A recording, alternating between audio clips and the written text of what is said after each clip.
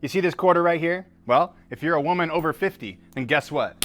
You've got a 50% chance of suffering from an osteoporosis-related fracture. That's crazy, right? That means your bones are gonna get weaker over time, and 1 in 2 of you is gonna end up fracturing some of those bones because of this reason. But here's something that most people don't know.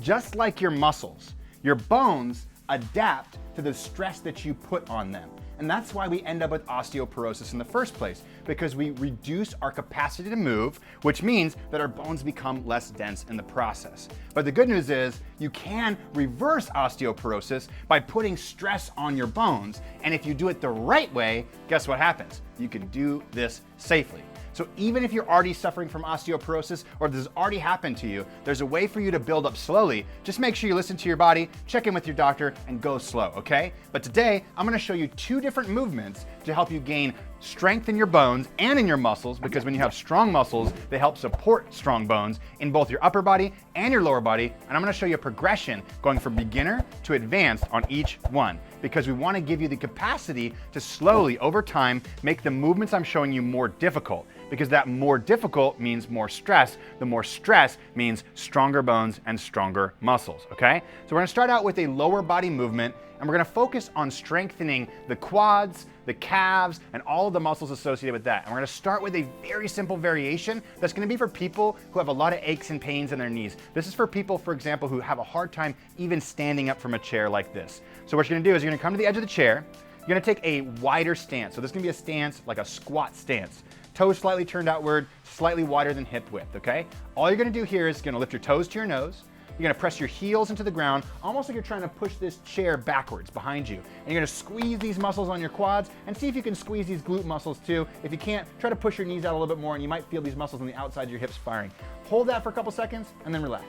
And that's the whole movement right there. This is help building mind-muscle connection with the muscles of your thighs and your glutes, which are the muscles that are gonna help you stand up from that chair. We wanna build that mind-muscle connection so that we have the strength to support us in the next variation of the movement. But for those of you who are on this level, here's what it looks like. Hold, squeeze, 1, 2, 3, relax. Hold, squeeze, 1, 2, 3, relax. And repeat that for about 1 minute, which is usually somewhere between 15 and 20 repetitions. If you do this 3 days a week, well, guess what? You're gonna build those muscles and you're gonna be able to go to the next level. If you can do this, then the next level is gonna be working on what's called a supported sit to stand. And we're gonna do this by using the strength of our arms. And I'd like to teach this from the top down rather than the bottom up. So from a standing position, bring your feet right outside your hips with your toes slightly turned outward. It's really important that we de-emphasize the use of the knees on this, especially for people who are complete beginners, and we start focusing on using the hips a lot more as we perform this movement. So here's what that looks like. Instead of going like this and bringing your knees forward to start the movement, you're gonna go like this and push your hips and your butt backwards to start the movement. So don't do this, this is what everybody does, hurts the knees. Do this, help support the knees by focusing on the hips. Now from there, hands go on the knees. You're gonna push the butt back, keep the weight on the heels, allow your torso to bow forward, but keep the spine nice and flat. We're not rounding our back like this at any point. Slowly come down, keep pushing the butt back, let the belly come between the thighs, bring the butt down to the bottom of the chair, and now we're gonna reverse the motion. I like to tell people to take a big breath in, squeeze the core muscles, bow forward, bring the belly button between the legs, push into the heels, use the arms, and slowly reverse the motion, okay? So inhaling as we go down, tap the butt, exhaling as we come back up, and using our arms for support. If that's still hard for you, let me show you something quick that you can do. Grab 1, grab 2 pillows if you need to, put them on the chair just like this, and you can practice your supported sit to stands at a reduced range of motion. So just like this, butt back, hands there, oh, my butt's touching the pillows, stand back up. When we reduce the range of motion, we make it a lot easier on our body, which is gonna help us adapt so that we can actually make it harder on our body. If you can do those, throw the pillow, do them like this. If you can do those, throw the pillow, and then we can work our way down to the chair that we're practicing our supported sit to stance on. If you can do this movement for a minute, which again, is gonna be somewhere in that 15 repetition range, then we're gonna work on sit to stands, only this time without support, so no hands on the knees. So it's gonna look like this. From the bottom position, same foot position, arms out front, push into the heels, bow forward with a flat back, press into the heels, extend the hips, stand nice and tall, okay?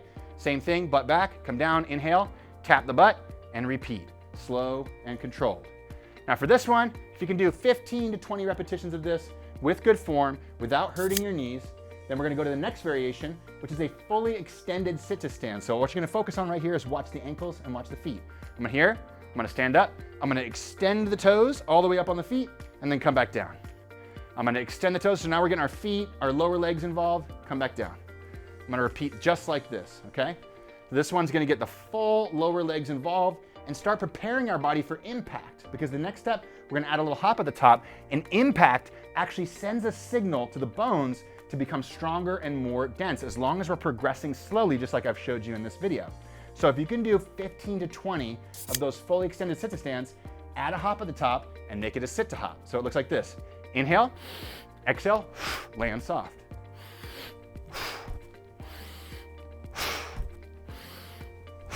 Just like that. Now, if you can do sit-to-hops, guess what? You're going to have good bone density in your lower body. And you're probably gonna maintain it as long as you're able to do this movement. Just make sure you're doing the movement with good form like I talked about.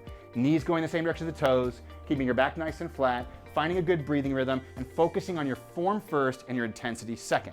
Now you can take the sit-to-stand, whatever variation you chose, and you can pair it with this movement for the upper body, which is the push-up.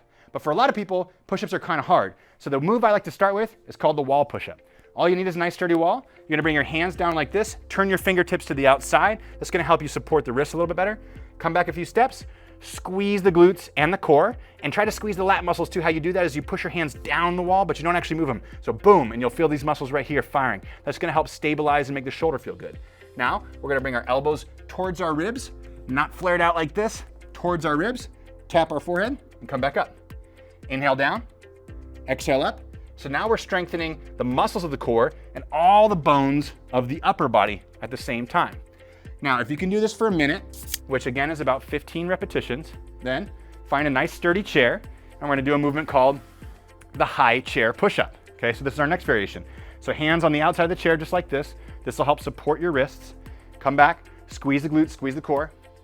Elbows come down and back up, and practice your push-ups slow and controlled, just like this. Now, if you can do 15 of these, bringing those elbows down, core tight, glutes tight, we're not letting the butt stick out like this, the butt's not sagging down like this, we have good form. How do we make this harder? Spin it around. We lower the height of the surface, okay?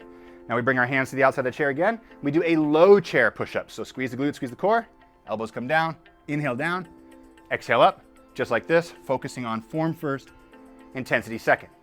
Now, if we can do low chair push-ups, let's bring it down to the ground. And let's do some kneeling push-ups. So same thing, squeeze the glutes, squeeze the core, bring your chest all the way down to the ground and press back up.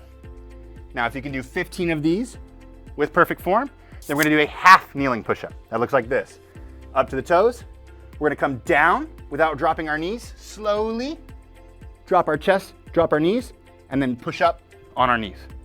Extend the legs, down slowly, drop the knees, push up on the knees. Now, if you can do 10 of those, then guess what? Then we can start practicing doing our regular push-ups just like this, which is a fantastic move for building bone density in the arms and the upper body. So as you can see, here's a step-by-step approach for you building bone density in your lower body and your upper body safely. You can take these two moves, the sit-to-stand and the push-up, and you can combine them in a workout 3 days a week, following along to these simple guidelines. Try to do 1 minute of work, followed by 30 seconds of rest of the sit-to-stands. Then 1 minute of work, followed by 30 seconds of rest of the push-ups. Repeat that 3 times around.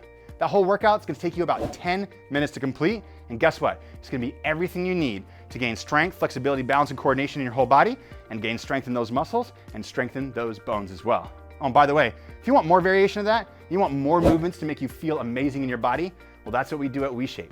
We create personalized at-home follow-along workouts where every movement is selected for you based on your goals and your capabilities. It's fantastic for women over 50, and especially those who are suffering from osteoporosis.